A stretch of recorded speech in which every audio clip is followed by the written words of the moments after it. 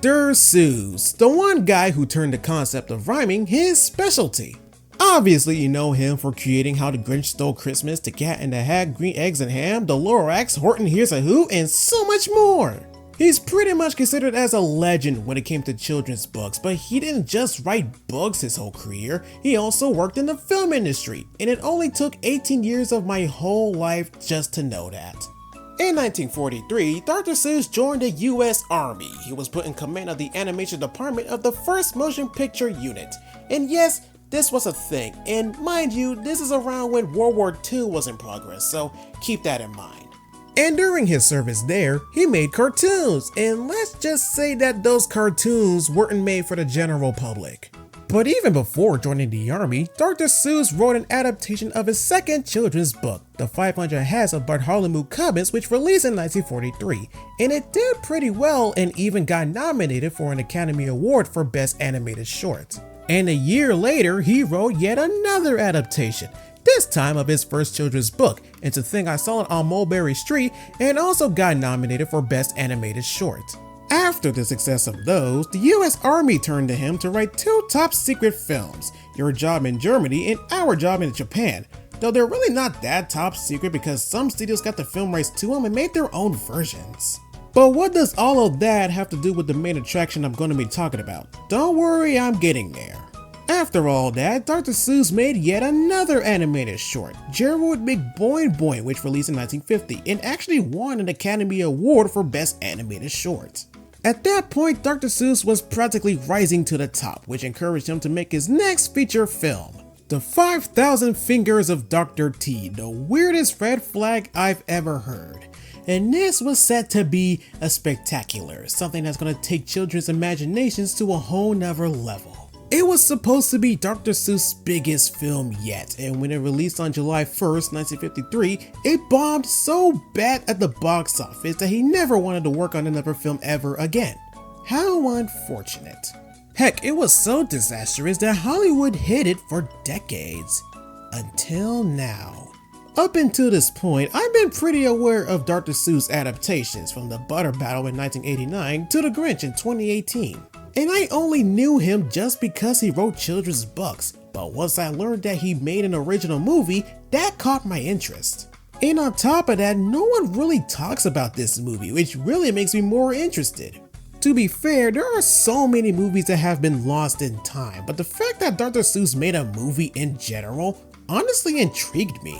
Which is why I decided to break down my analysis into chunks. So the biggest question here is this movie really a wonder musical of the future? Well, it's far from wonder, I'll tell you that. The movie follows the story of Bart, who dreams himself into a fantasy world ruled by a diabolical piano teacher, enslaving children to practice piano forever, and right from there things kinda get weird. The plot has a similar formula to Wizard of Oz, but not as lighthearted. If anything, it kind of feels like the movie Whiplash, but oddly bizarre and not as serious. The main attraction of the movie, I guess, is the Happy Finger Institute, yet again another weird red flag I've ever heard. And I guess the main purpose is to play the piano, which, if that was the case, why does the institute have to be so big? Like seriously, it feels like a tour, and if anything, it really looks like a big city. And then there's the grand pianos. Why on earth do they have to be this long? And considering that 500 boys, yes 500, will have a part in playing them, how would they tell which note is high or low?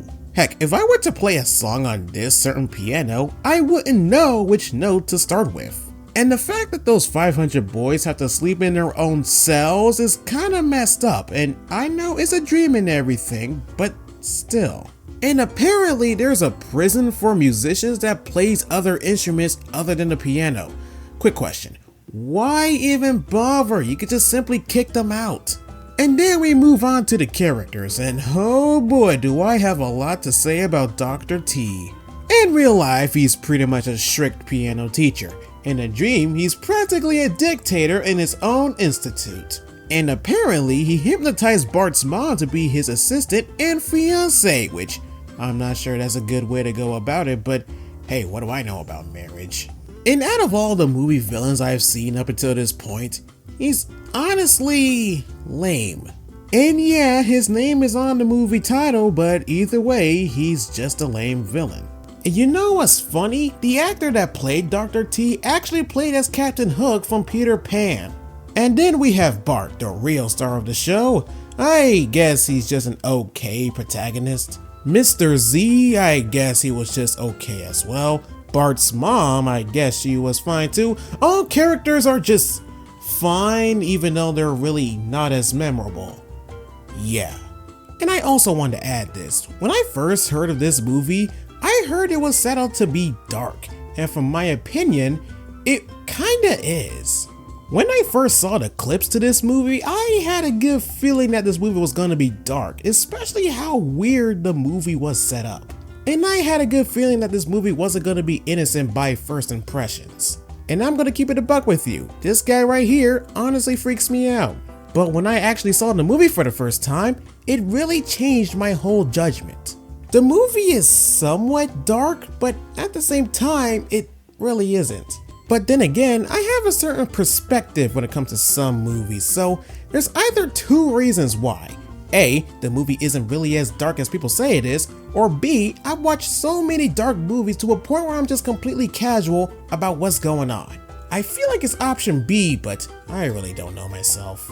But I do gotta give this movie credit. It really does feel like it came out of a Dr. Seuss book, which is the main reason why the movie feels like a fever dream, which I'll get into that later because this movie is a musical.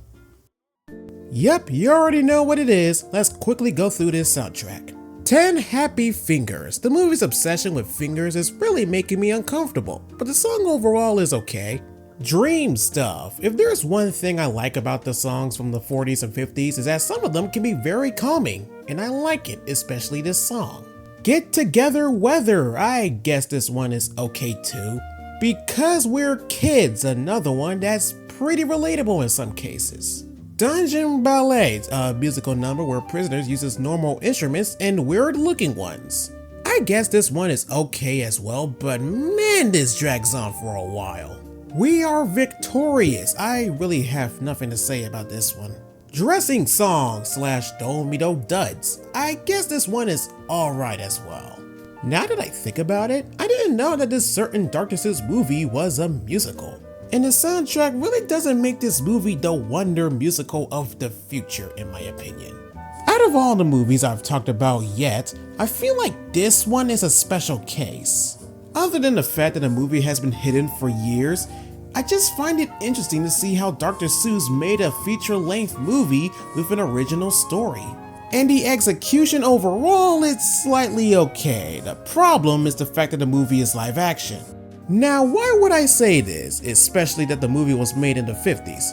Well, the world of Dr. Seuss has always been appealing, overall vibrant and colorful. And it just feels right to see something like this translated into animation.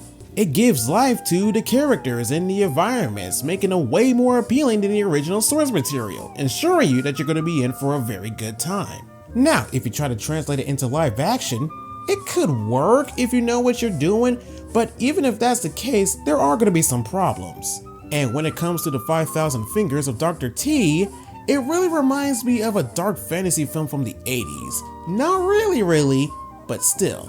But the live action approach really does make the movie look weird. But at least the movie has a lighthearted tone despite the overall conflict.